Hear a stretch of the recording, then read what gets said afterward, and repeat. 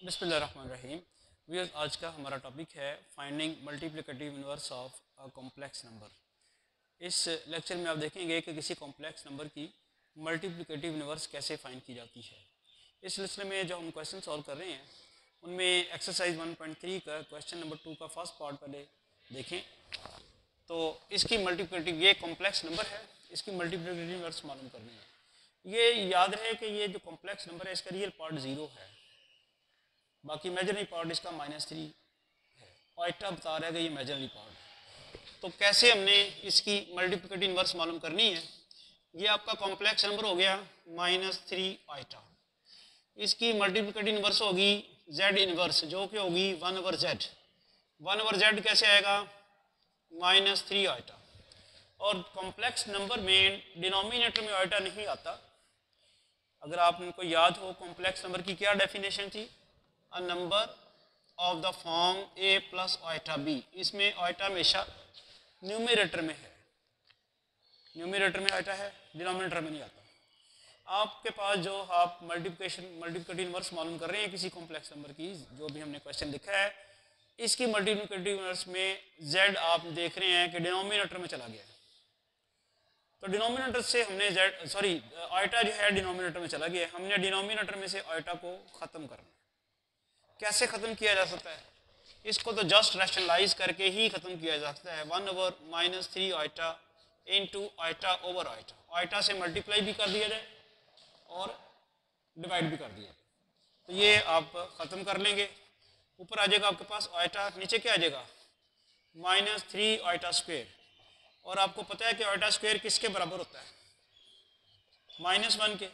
आगे आपने आर्गूमेंट ज़रूर बताना है कि ऑयटा स्क्वेयर चूँकि -1 के बराबर है, इसलिए क्या लिखा आपने? ऑयटा स्क्वेयर की जगह -1। इससे क्या हुआ?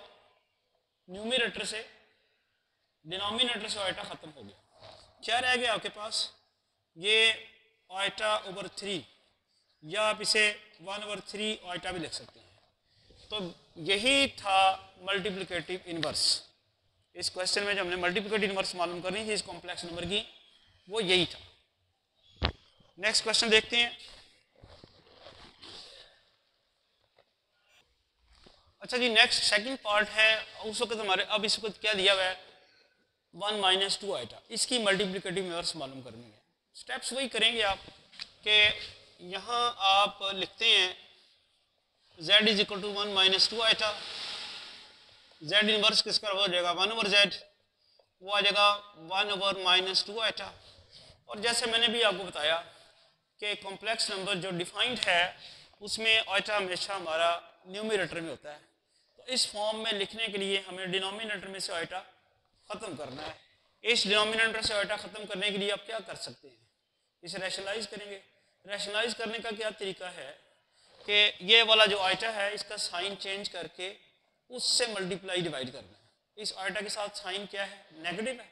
आपने पॉजिटिव से इसी तरह का एक्सप्रेशन लेना है, लेकिन ऑयटा के साथ क्या होना चाहिए? पॉजिटिव। उससे मल्टीप्लाई डिवाइड करें। 1/1-2 iota into 1+2 iota over 1+2 iota. क्या हो जाएगा? 1+2 iota over 1-2 iota into 1+2 iota. ये आपके पास आ जाएगा 1+2 आइटा। ये आपको फार्मूला याद होगा, a - b इंटू a+b किसके बराबर होता है? a² - b²। ये कुछ याद है कि नहीं याद? इसको आप a - b समझें, इसे a+b समझें। a - b इंटू a+b किसके बराबर आ जाएगा? a² - b²। तो ये आपके पास आ जाएगा 1+2 आइटा। 1 का स्क्वायर -1 का स्क्वायर 1, और यहाँ क्या आएगा? 4 आइटा स्क्वायर। 2 का स्क्वायर 4 हो जाएगा, आइटा का स्क्वायर आइटा स्क्वायर। अब आइटा स्क्वायर किसके बराबर है? याद है किसी को? -1 के। तो ये फिर किसके बराबर आ गया? 1+2 आइटा ओवर 1+4। और किसके बराबर आ गया ये? नेक्स्ट अगली लाइन पे लिख लेते हैं।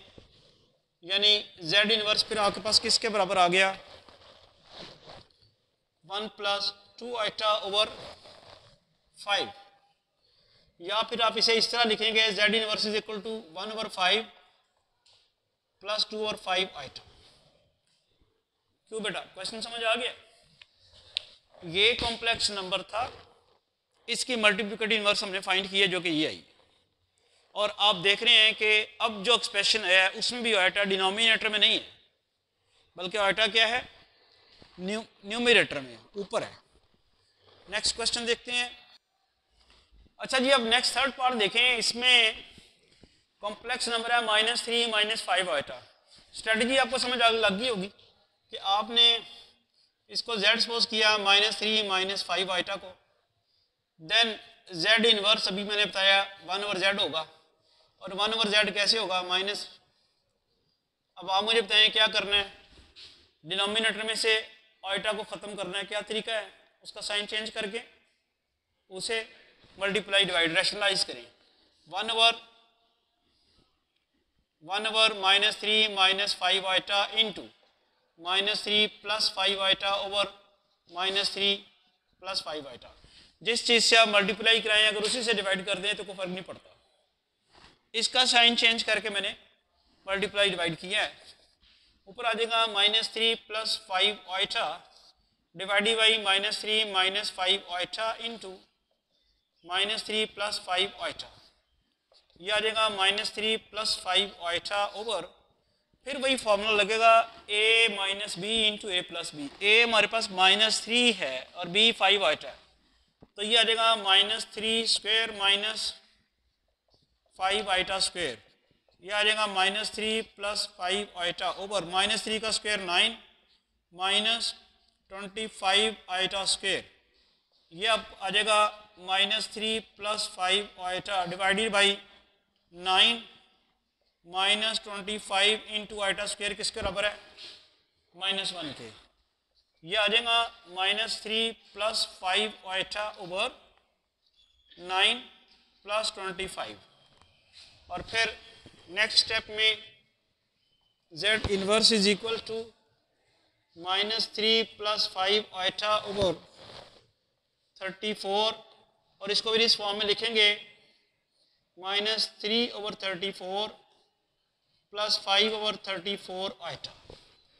तो फिर इस कॉम्प्लेक्स नंबर की मल्टीप्लिकेटिव इनवर्स हमने मालूम कर ली है भैया, और इसमें भी आप देख रहे हैं एक रियल पार्ट है और एक इमेजिनरी पार्ट है।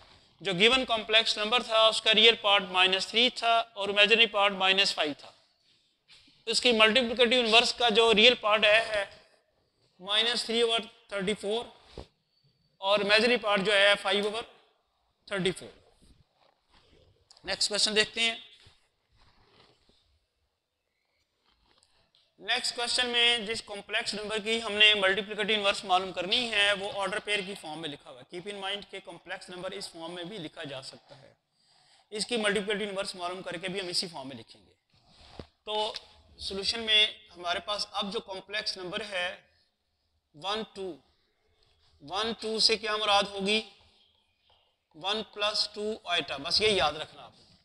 ऑर्डर पेयर जो लिखा हुआ है 1 2, उसमें 1 रियल पार्ट है और इमेजिनरी पार्ट जो है वो 2 है, तो इसको हम 1 + 2 आइटा लिखेंगे।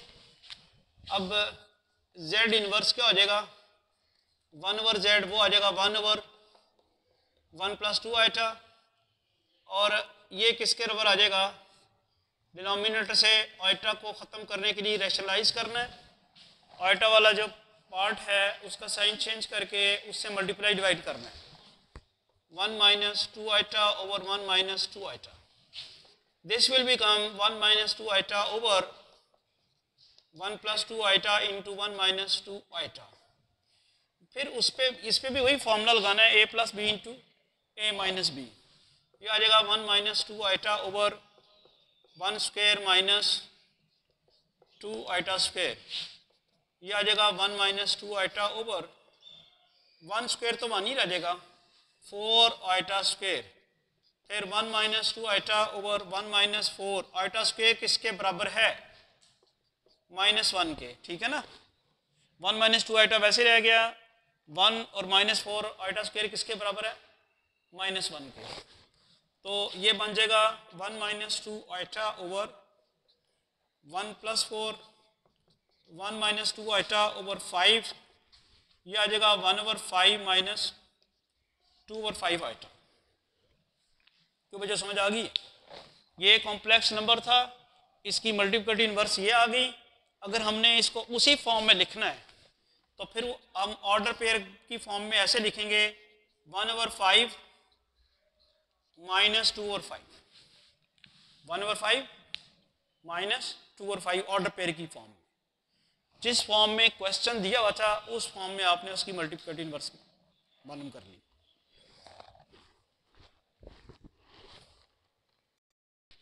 जी बेटा क्वेश्चन समझ आ गया आपको? ये जो हम अभी सारा इसका मतलब है कि किसी भी कॉम्प्लेक्स नंबर की अगर आपने मल्टीप्लिकेटिव इनवर्स मालूम करनी है तो आप बड़ी आसानी से मालूम कर सकते हैं रेसिप्रोकल लेके।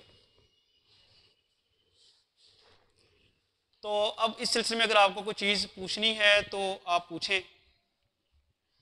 समझ आ गई आपको? अच्छा, अब देखिए ना, ये लेक्चर भी अब रिकॉर्ड हो रहा है और हमारे ज़माने में तो लेक्चर रिकॉर्डिंग का कोई फैसिलिटी नहीं थी। ये लेक्चर अपलोड भी कर दिया जाएगा और फिर कल आप अपने बच्चों को बता रहे होंगे, अपने अजीज़ोकारों को बता रहे होंगे कि ये देखें हम थे और हम पढ़ा करते थे, ये हमने साइंस कॉलेज में पढ़ा था। मैं आपको अपनी हिस्ट्री बताता हूँ कि 1984 में मैंने इसी कॉलेज में फर्स्ट ईयर में मैंने दाखिला लिया था। 1984, तकरीबन 40 साल पहले, 39 ईयर्स अगो।